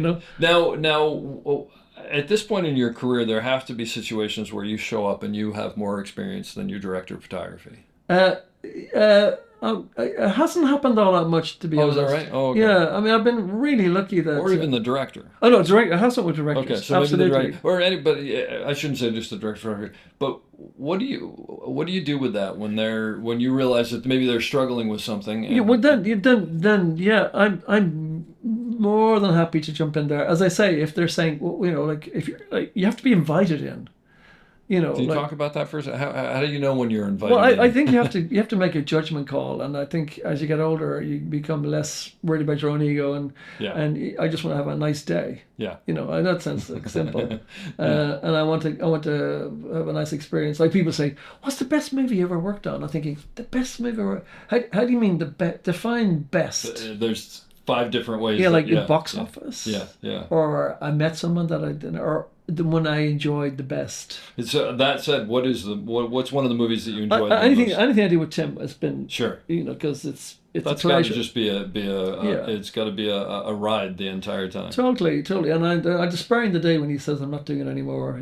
So I've lost that lovely,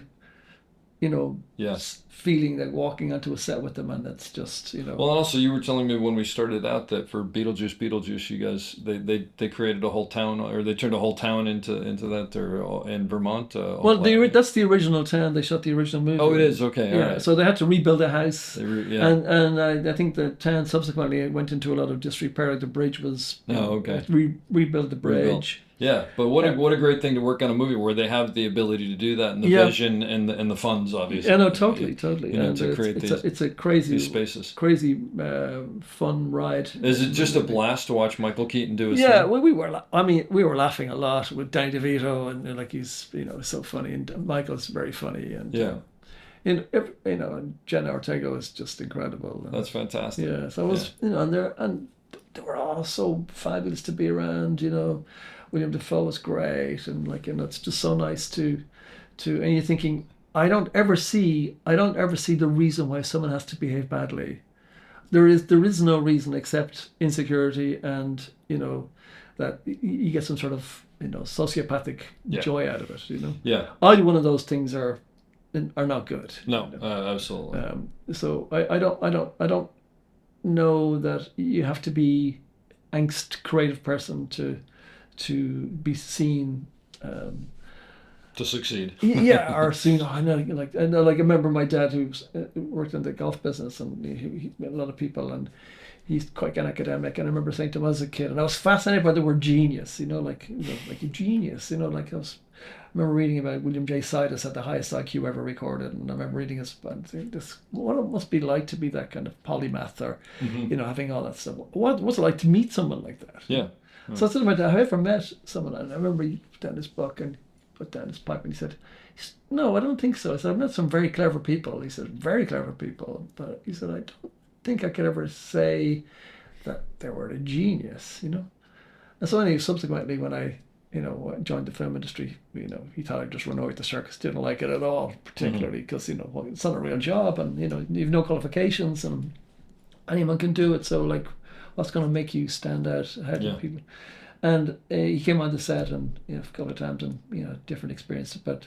And I said to him, years later, I said to him, remember that time I asked you, that you never met a genius? He goes, yeah. So you should come into the film industry. I'm tripping over them. They're everywhere. There's no question about it. I'm tripping over them. Self-proclaimed, a lot of them. That's excellent. That's fantastic. So you mentioned before that you don't do Steadicam. No. So when you're on one of these movies and your B camera operator is a Steadicam operator, and they're doing some big Steadicam shot, I'm assuming that you're watching. Yeah. Probably. Yeah. And then are you generally going in and going, hey, when you come around this corner? Sometimes. I mean, it depends. I mean, I admire Steadicam because they've an awful lot to handle. Yeah. They do. I mean, the framing, timing of the actors, their movement, dolly grip and there, and they're doing all that stuff, and they're making decisions instinctively on the day. Yeah. Like, it's organic by its nature, Yeah. so sometimes it works the timing of something. Mm-hmm. Sometimes if you have a good AD who's helping you, wipes and passes and, Yeah. handing off, then great. But sometimes you don't have that. Sometimes you kind of have to, you don't want to shoot rubbish, so you're trying to make everything work, like timing of a pass, and you're doing it. And so they've got all that contend with. I always watch the monitor, and if I can see something that can shortcut something, or maybe I'll go and change it. Yeah. I see that extra. I'll go and change that for him. Oh yeah. Okay. I'll be like an AD for him. Sure. Yeah. Yeah. Or I say, maybe don't panic. Let him go out and let him come back in Like you again. said before, yeah. Or something like. I mean, I'm not being specific, but No, I understand. I watched little things like maybe that, on the first take he did something, but he didn't do on the third take. That was pretty good, Uh-huh. I said, yeah. So there's feedback there. But I don't ever get in his rice bowl. Sure. And also, for working with Tim would want me to watch the thing. Well, but also I think with someone like you, it's coming from a good place. It's coming from a place of we can make it better. And as a Steadicam operator, I'll say, and you said it very well. It's like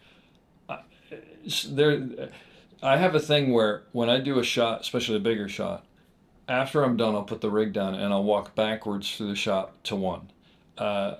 Even if I don't have to, because the reason is, as I'm going, I'm usually going, I got to remember to do that, but then I'm on to the next thing and I've forgotten that. So when I walk back through, I'll go, this doorway, I want to do this door. But you can't remember all of it sometimes because there's so much if it's a going walk and talk, there's not an awful lot to they're walking and talking maybe. Exactly. Or What are you whatever. going to do? But normally if it gets, they tend to, as you'll testify, that they tend to kind of, we can go up the stairs, or can we make this like a one-shot thing? Anything, and then you end up, chopping it up to pieces. And what was all that for? Actually, on that note, my favorite thing, and I've talked to a couple people about this, is you're doing some huge shot, some 5-minute shot or whatever, and that story-wise, they're going to cut in the middle into this. Yeah. And you know it, and you go up and you go, is there a way we could cut this up? Because I can do the first half better Perfectly. in this way, and the second half better if I do this way. But to do the whole, I'm kind of it's all compromised. It's all going to be one. It's all going to be one. We're only okay, great. So you do it. And we're over then here in they the go, 50. Yeah, and then they go, let's just pick up that middle piece because I think we do. And you think, And it's so frustrating that you think, I could have done so much better. I could have executed that more elegantly. Yeah. I mean, but that's where I would probably row in behind, say, listen, he can do more elegantly. The thing for me is that with operators. Well, it's support. You're supporting. Because you can get smacked around a lot. If you're a lot of operators and stuff. Yeah. You're always at the reason why something hasn't worked. They're like, what the fuck are you doing over there? So like the more cohesive we are as a kind of crew. Yeah. The better for me as well. And so supporting each other. It's not an altruistic thing, although it has an element of it all. For me, it's almost self-preservation as well. If they're doing a great job, then we're not going to be noticed anymore. They can put their focus on something else. Yep. But some directors focus on the operator completely, and they, no matter what you do, they're. Yeah. And sometimes it's usually like the C camera or B camera operator, especially if they haven't been working a lot and they come in to do a shot. Easier target. Yeah, and it's not the A camera operator, and they start calling them, by your name, Yeah. and so they don't have the confidence, and they're not really sure about making a decision about it all. Like I always thinking, if I have to make a decision and someone says something to me, I'm thinking, well, no, I'll make my decision. I'd rather get chopped for my decision than for somebody else's. Yep. At least I can put my hand up and say, well, that was my idea. That was my fault. Yeah. But to execute someone else's idea that you're not really sure about is like, I'm not quite sure where that brings you, Yeah. So when you start a show with people you haven't worked with, are you nervous still? Little bit. Yeah, mainly about the grip, probably. Just what you're going to encounter. Well, I mean, as I say, I see them as the camera operators. I always say to them, you're not operating you're not pushing the dolly, you're pushing the camera. Pushing the camera. Yeah. Yeah. And I'm doing something else with it, but you're you're moving it, in space. Yeah. Yeah, in 3 dimensions. Yeah. So as I am, so we need to. You need to get the only thing that's going to be common to us is the shot in your head. So if you have that in your head, if I can explain that to you in the best possible way, Yeah. and if you don't get it, then that's on me that I haven't explained it correctly. Oh, interesting. Yeah. So I have to be careful about the language you use and the explanations. Some people get it immediately, and then some, oh yeah, no, you know, like we're going to come into two-shot 50-50, and we're going to wrap around over his left shoulder, and then he's going to turn the camera, and then we're going to pull back, whatever it might be. Yeah. And they go, oh yeah, I got it, you know, and then so you and they get it, and they keep the distance, and thinking this guy is got this shot. Yeah. And then I feel really comfortable with a dolly grip, and I've had that a lot. I've had disasters where, you know, particularly here in Britain, the dolly grips who are like really experienced and they've all moved up to key grip. The problem is that the key grip here is not like an American key grip. They don't flag. They don't have nothing to do with lighting whatsoever. Oh, really? No, nothing to do with it. So who does that? Electricians. Oh, electricians do all that. Yeah, they do all that. Oh, and so it's a slightly misrepresentation of what that is. So now they become vendors. They have all their gear on board. So they become businessmen. They sit in a box under. This guy with loads of experience, who's a great dolly grip, has now got a relative or a friend of his who was doing his garden last week is now pushing the dolly. I find that quite offensive. You know, like, well, who are you? Oh, I'm somebody. I work for the key grip. Yeah. No, you don't. You don't work for the key grip. Yeah. Or they say, you know, let's go. He wants to go over that way.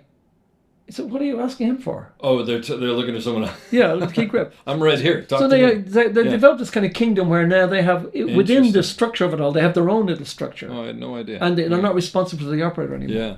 I find that incomprehensible, unacceptable. Well, because you want that to be. I'm responsible for this, and these guys are not playing. Well, ball you want the dolly grip and the camera operator and the first AC to be a trio. So right? you have all these guys who are massively experienced, have now moved into kind of executive roles of key gripping, Gotcha. and so American DPs find that kind of weird. Like, Yeah. oh, what's he do? I don't know what he does. He's on the phone, or he's.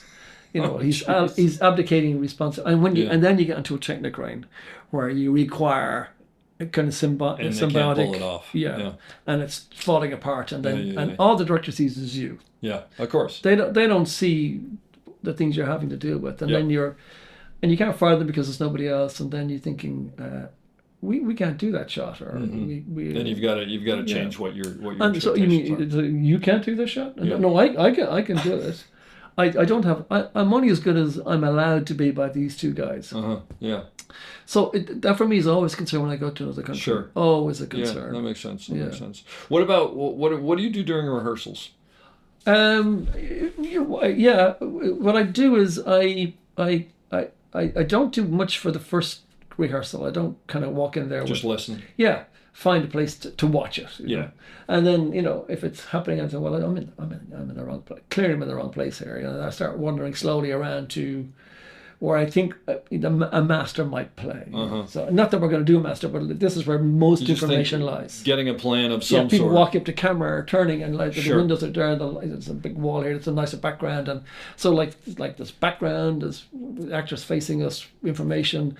So like this ticks 4 of the 6 boxes and stuff. So and I kind of wonder. Now the director's probably. Sometimes there, sometimes he's not. He's just sitting on a stool. Yeah. That the props brought in, they put it down, and he's just sat there because that's what the stool was. So. And sometimes if they're like very experienced directors, they'll be where they want to put the camera. Yeah. And so I'll try and make my way over there, or I'll stand behind them or something. The DP's there. Or if the DP stands somewhere, I'll stand there somewhere, and then I'll watch that and think, yeah, this is really good. And then, so this is good. And then let's do one more time. Then I'll go to a place where I would be counterintuitive to me to go to. Just to see if you've missed something. Yeah, it doesn't offer anything because, you know, I'm very well aware that, you know, I can be quite linear sometimes or maybe not. Yeah. You know, so I go to a place where I wouldn't have normally. That's smart. Just to see is there anything here that might be. And then are you also thinking about what the cut might be and what pieces you're totally, and what background we're going to use, and how we're going to cheat the background, and how efficient maybe we can make this thing, maybe like handing off something.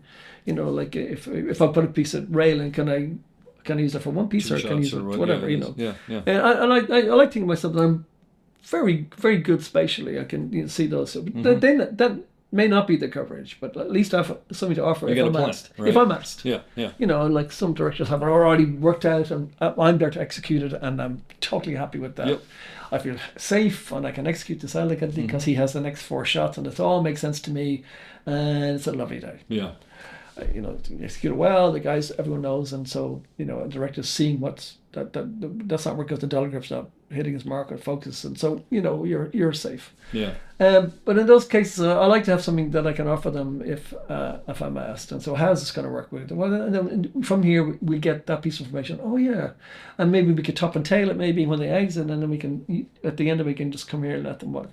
Oh, I like that. That's sufficient. So just so you're adding a big chunk of it, like in one take, maybe, Yeah, and then we yeah, can yeah. chop it off, and then suddenly you're 3 hours ahead of schedule. And then 3 hours ahead of schedule segues me into what I was going to ask you next. And then at some point, are you sort of taking the idea aside and say, hey, this is what I think we're probably going to see, and are you seeing something else so you can sort of make sure that you're on the same page? It depends on the AD, how effective they are. If they're just a lot of them are just producers, people on the floor. Yes, but assuming they're a good AD. Yeah, let's assume that they're great ADs and they say, okay, so we're doing the master first. Yeah. We're looking this way. Yeah. Say, well, what's your AD's frame? Okay, so I have the finder. When I'm looking at the finder, I always make a note of Left before and the right. camera comes in, because everyone asks you before the camera comes in. Yep. Where's your radio frame? So I always have those in my. Well, also, I don't know if it's here, but my thing is always, you sort of watch that frame, and it first of all, Don Devine, who we were talking about before, has this thing, and I asked him once what the hardest thing about being an A camera operator, and he goes, oh, going to the bathroom, because I'll watch it and everything's fine, and then I'll go to the bathroom, and literally I'll go in and I'll come back in 2 seconds later, and everything's changed, and I don't know what's going on, but there is that thing of like the lights are coming lower and the boom is, I love his sense of humor. Don's fantastic. He's the driest person. Oh no, he's great. I mean, I did a picture with him with Shelley in Morocco. Sure. Yeah, that's what I figured. And he's so lovely, so gracious. He's a great operator. Oh my He's God, he knows so much. And the kind of thinking, if it wasn't a young operator, you'd be aspiring to be like Don. He's so unflappable, calm.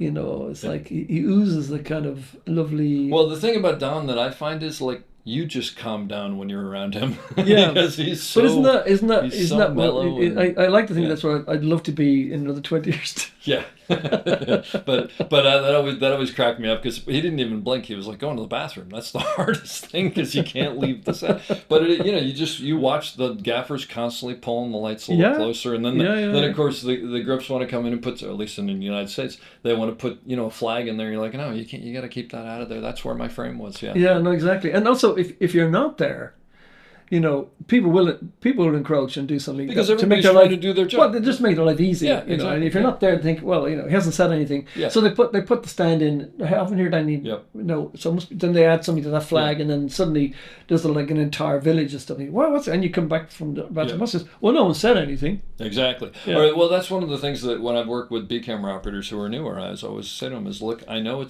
you're new and you're not.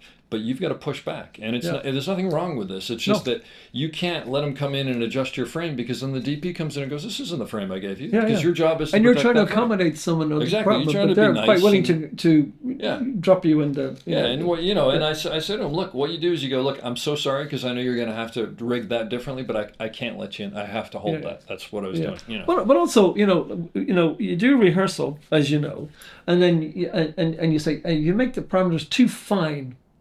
And you're not allowing the director to do anything else except what happened in that rehearsal. You want to give them the space. Yeah, so then they come in their costumes maybe, and they're further apart because she's got a big dress on or whatever it might be. Someone's got a big hat. Yeah, someone's got a big hat on. I think, well, we need to be slightly wider, and suddenly you get all that every lamp and stuff and frame. With good TV, it's like that might be very tight. If he decides to go over there, I need a little more space. Yeah, he's okay, fine. Well, he didn't do that in rehearsal. Well, I know, but I mean, Well, or the other. Even if you say it and then he says, "Well, no, let's see what happens," and then you flagged it already. It's not like you haven't anticipated. At least you've sort of put your foot in that door a little bit. Yeah. But the other thing is also, and I'm sure you've had this, is you'll watch something, and you go, I know that's what he did, but I've been working with this actor for 6 months now, and he's going to walk over to that window. I'm just telling you, he's going to walk over to that window, and you know it. And sometimes you do read that. And on that note, if you working with stand-ins, to me, they're. I don't know, but I always feel like they're the good stand-ins anyway. Are the unsung heroes. For us, absolutely. And I have to say, American stand-ins, when they're professionals, they are like gold dust. Well, the reason I thought of it is there's one in particular who had been, I won't even say who, but he'd been with this actor for a long time. You know, they had those things. And the first time I worked with him, he said, listen, I just want to tell you, I'm going to show you what he did, which is he picked up the phone and then he stood up. I'm also going to tell you, he's going to stand up and pick up the phone. So I'm going to show you both, but I just want to let you know. Fantastic. And sure enough, yeah, he did that. Well, I always say to camera assistants and stuff, you know, we do rehearsal. We mark the artists, and I said, you know, there's a time there's two times I need this: the rehearsal with when I've got to find her, that we mark the artists. Even if it changes, at least I've got a structure to go. Structure, yeah. And I need all the stand-ins to watch. Like, they just get people, some of them not even the same height, which is everything for us, same physical height, especially if you're anamorphic. Mm-hmm. You know, suddenly you got like, you know, yeah. You find me up and they come in and like, oh, well, hang on a second, I need to come wider or something, or I can go, whatever. So, you know, anticipating that. And so that's the time, that's kind of my time. So we mark the artists, and then you say to stand-ins, you know, I always talk to them before a picture. So here's what you do. Yeah. I need your help. Yeah. I can't remember what every actor does at any one time because I'm, you know, that's too much. I'm not that bright. Yeah. Yeah. You know, and I can't take it all in. So I need your help. I need you to help me watch your actor, what they do, watch everything, what shoulder they turn over, when they sit down, where they go to, how they stand, and if you can if you remember where other people are in relation to you, you can help them remember. Yep. So you watch each other. Check each other. Exactly. Yeah. And so and make it your own and enjoy the day rather than just standing there, you know, like a mannequin that I'm moving around. Really get involved. And, you know, I don't need the dialogue, but I do need, you know, the kind of speed they walk at maybe perhaps, and when they sit and how they sit, what angle their body is at. And then I tell them about opening up the camera, closing the camera. I give them all those. Sure. Move to your left and right. I'll be giving you those instructions from you, not from camera. So you're saying like on day one, you sort of take them aside, get them in the room. This little. Here's the language. Right. Yeah. Move to your right. Move to your left. Yeah. Open, close the camera. You know, whatever. So set it up. If there's new stand-ins, and often you have a couple of stand-ins who are much more experienced than I.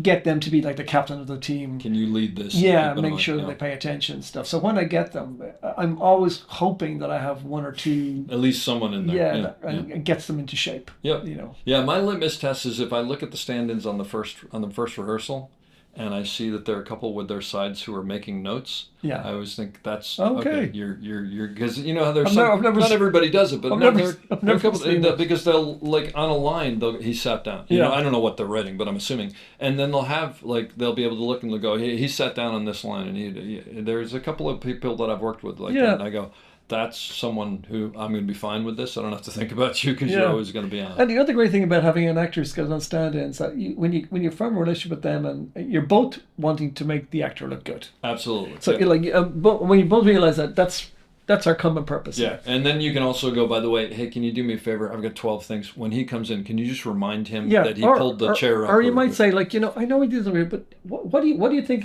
Would it be a good idea if he went and... Would he do this? What do you think about it? He goes, they'll know. Oh, yeah, that's a good... I think he might like that. Yeah. So do you want to suggest that to him? And so it's, you know... Yeah. So he goes, oh, you want... Yeah, what's your idea? So no, you suggest it to him because, you know, like... Well, it also invests something in them. Yeah. It gives them and so then they kind of think, well, we have a thing going here with this guy. And, you know, and he said, and then he might say to me, listen, I know he's going to, but do you think could you accommodate him coming? Yeah. I'll move these extras here and do that. Is that okay? I said, you know, the DP's fine with it. I'm fine with it. And the other part of that, which is always like, you know, you're on the other side of a desk.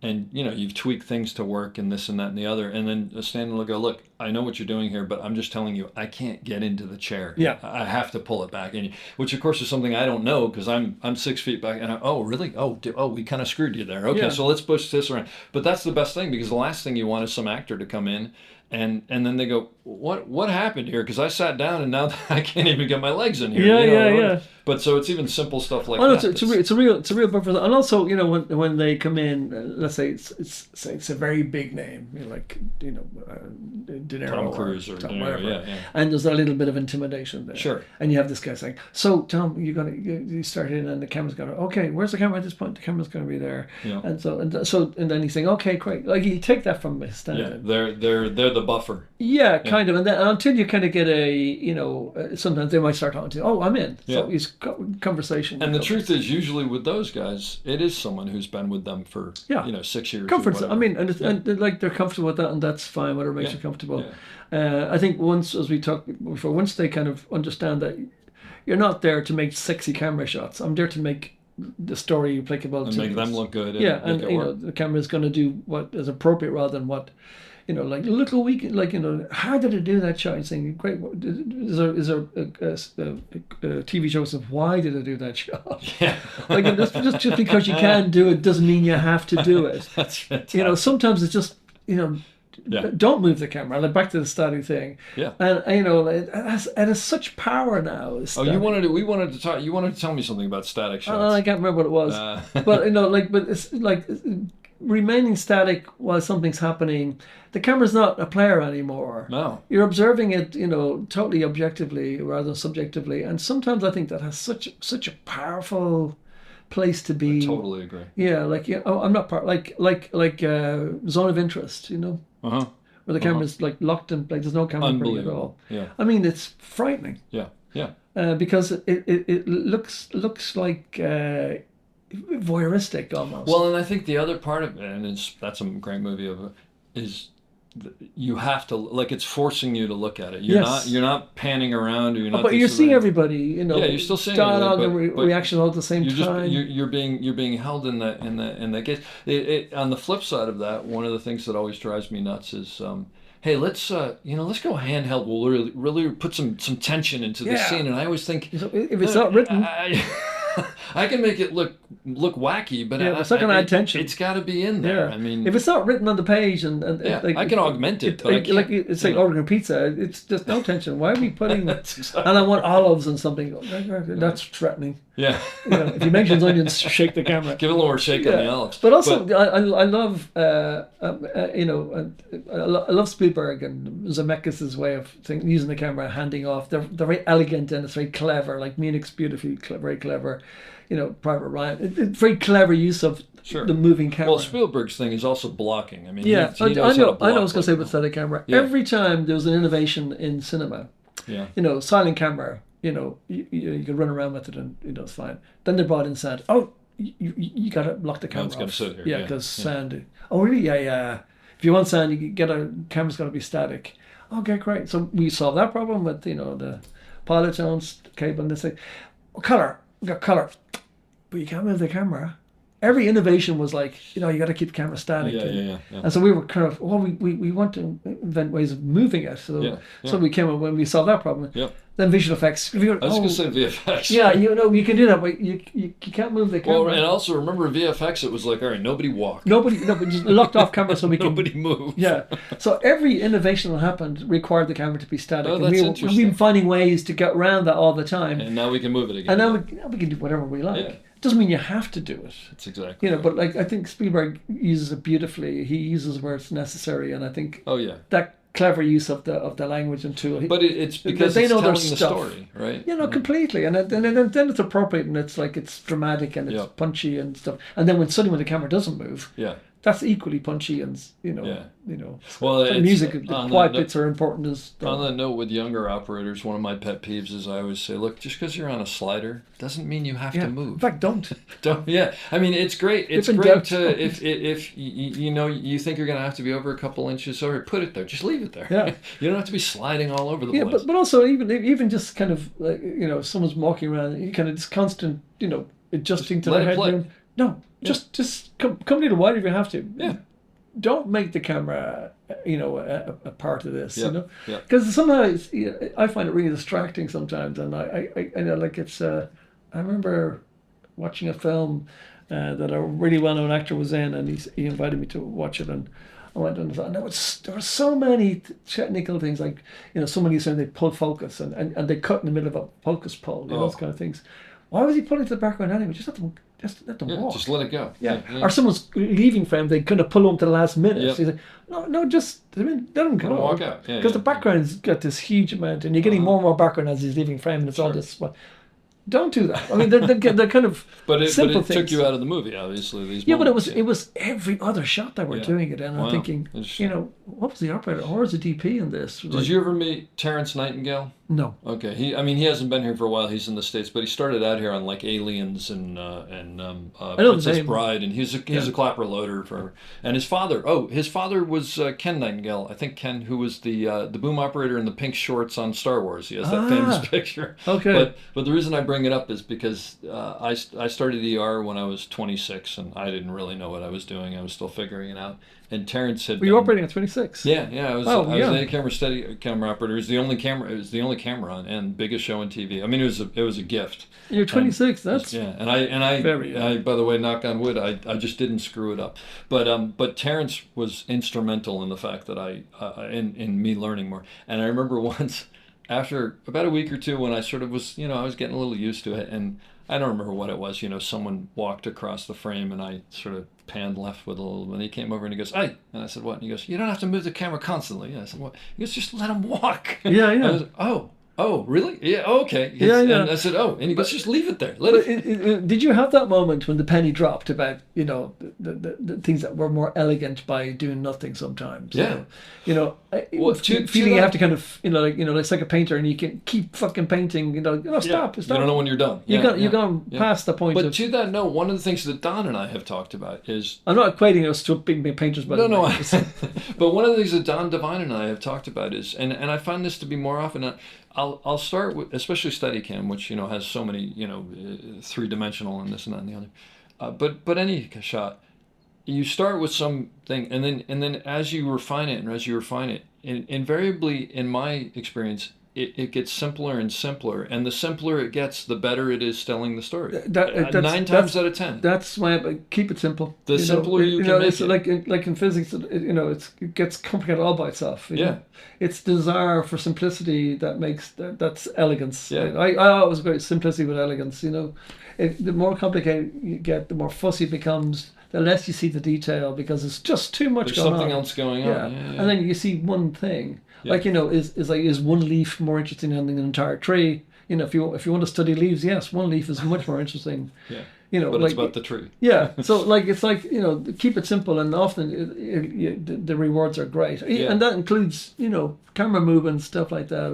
And I find a lot of that has to do with it's back to where the base of the crane is so important. Yeah. If the camera is in the right place, a lot of times you don't have to do a lot. No. And sometimes the reason you have to do a lot is because you may not. There's a better place for the camera to be. And the other thing is you might come up with a shot that this is good. It's a little complicated, and the actors have to do certain things. Uh-huh. Unless you get the director invested in that, you're wasting your time. Yeah. So and if it's not a director who's particularly very visual, technically, I wouldn't go down that road.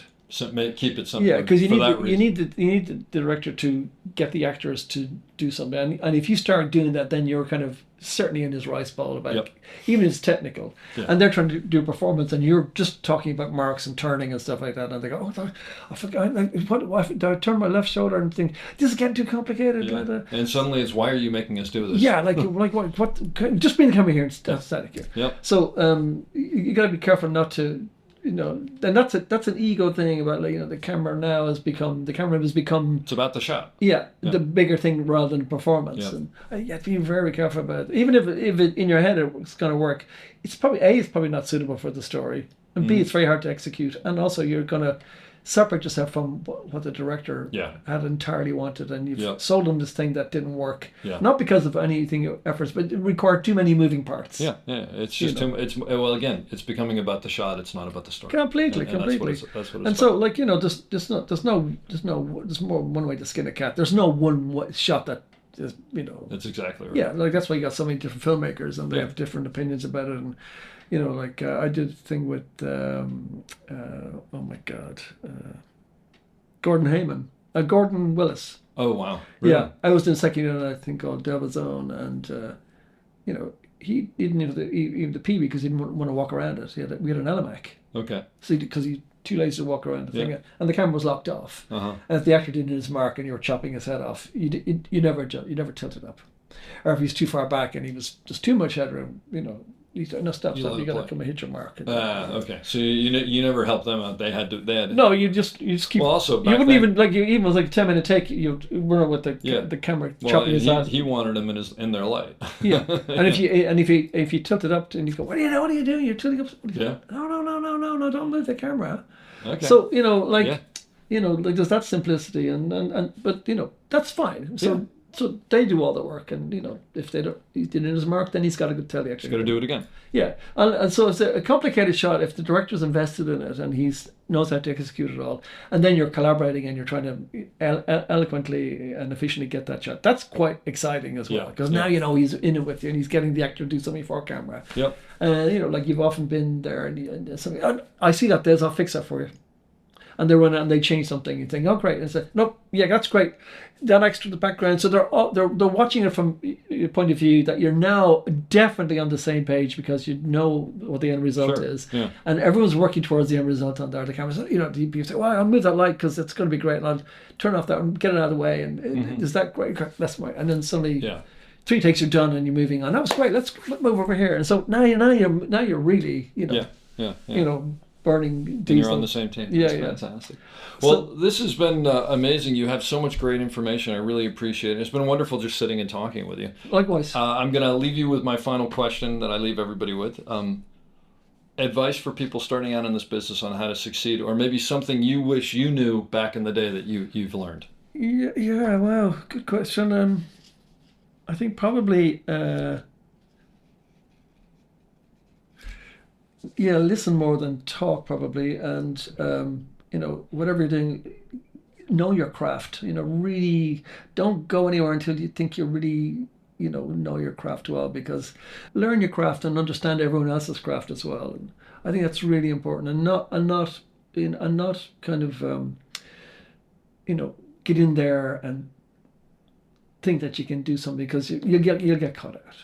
Like I see young operators and they do something and then it's simple stuff, and then they come and they meet, as we're just agreeing, it's 10%, 15%, 20% operating the camera. The rest of it is dealing with human beings, and you're one of those, and all that stuff that goes with that, the diplomacy, the kind of irrational behavior, the illogical thoughts, and not approaching things the right way. You have to learn to do all that too. Now, I'm not saying that I'm there. I'm not.